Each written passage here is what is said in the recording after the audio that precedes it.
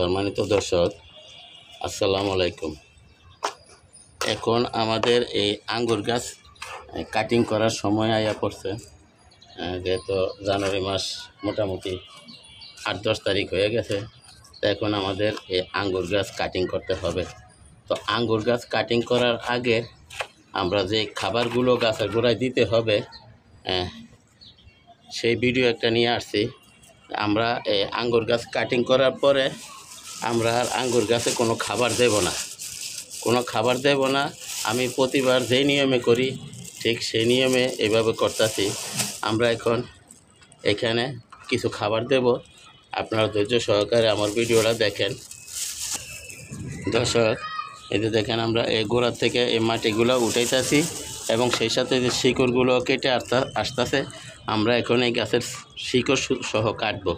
আপনারা একটু এই যে দেখেন আমার এই যে শিকড়গুলো ভেঙে ভেঙে চলে আসতেছে।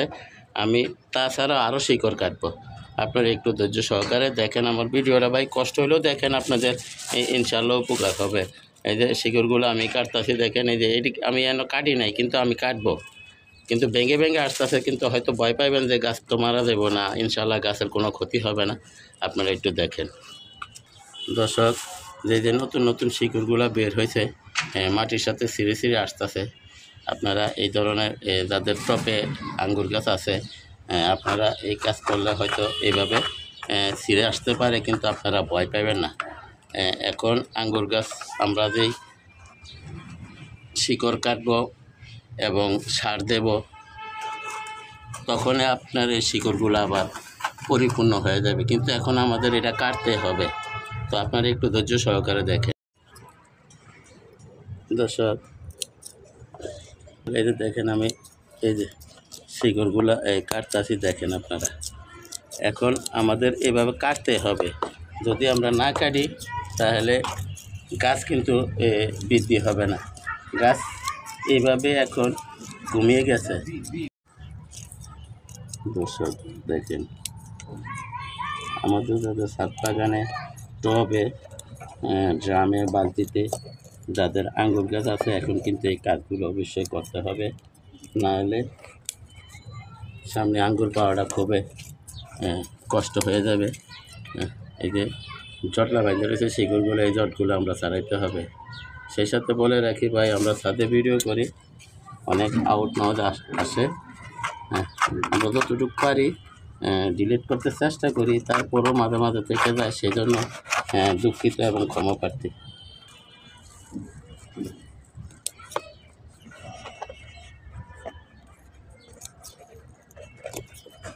দেখেন শিকড়গুলো কীভাবে আমি কাটতেছি, আপনারা ঠিক এভাবে করবেন। তাদের আমাদের টবে, বালতিতে, ড্রামে, আমাদের মানে ছাদ বাগানিদের জন্য এইভাবে করতে হবে মোট কথা।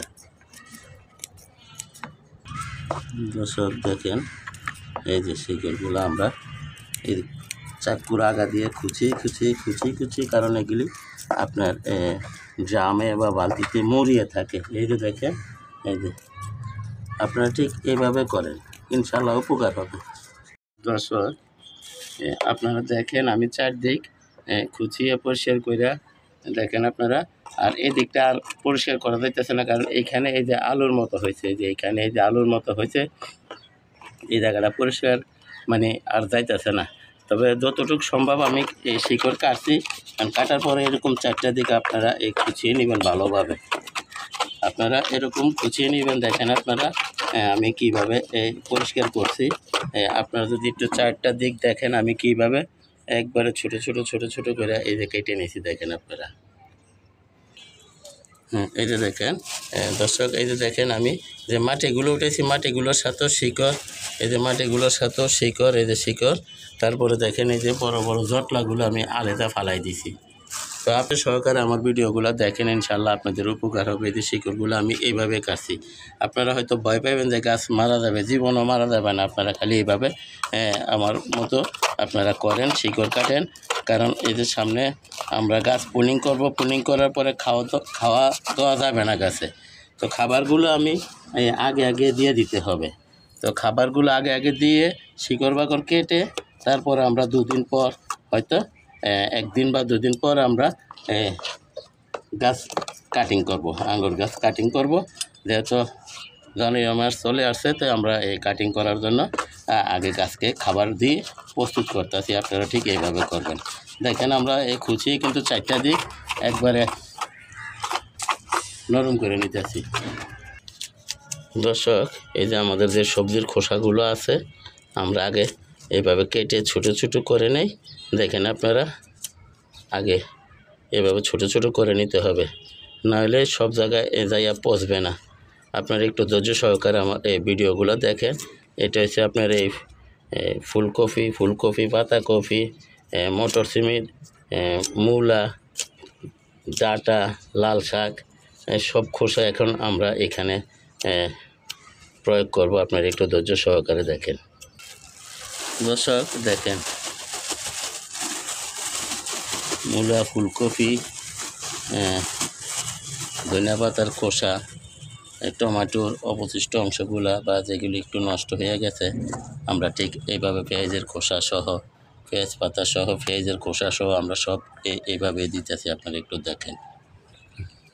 দর্শক, এই যে দেখেন মটরশুঁটি, ফুলকপি, আমাদের সিম, দেখেন আমরা কিভাবে দেই। দর্শক, ধৈর্য সহকারে আপনারা ভিডিওটি দেখেন আমার, সেজন্য আপনাদেরকে ধন্যবাদ। এবং আমার ভিডিও হয়তো মাঝে মাঝে দুই একটা অনেক বড় হয়ে যায়, সেই জন্য আমরা দুঃখিত এবং ক্ষমা প্রার্থী। কিন্তু ভাই, এই যে খাবারগুলো দিলাম, এগুলি হচ্ছে এই গাছের জন্য শ্রেষ্ঠ খাবার। এই গাছে ফুল আসার আগ পর্যন্ত আমরা আর কোনো খাবার দেব না। আমরা ইনশাল্লাহ কাটিং করার হয়তো 15-20 দিন পরে আবার গাছে ইনশাল্লাহ ফুল আসবে, কিন্তু ফুল আসার আগ পর্যন্ত আমরা আর কোনো খাবার দেব না। তো ফুল আসার পরে কতদিন পর আমরা কি খাবার দেব, সেই ভিডিওগুলো যদি আপনারা পেতে হয়, আমার চ্যানেলটা সাবস্ক্রাইব করে আমার পাশে থাকুন। ইনশাল্লাহ আমি ভিডিওগুলো ছাড়ার সাথে সাথে যাতে আপনাদের হাতে পৌঁছায় যায়, আপনারাও দেখতে পারেন, শিখতে পারেন, জানতে পারেন। দেখেন আমি কিন্তু এই যে সবজির খোসাগুলো চেপে চেপে ডুবাইতেছি, দেখেন আপনারা।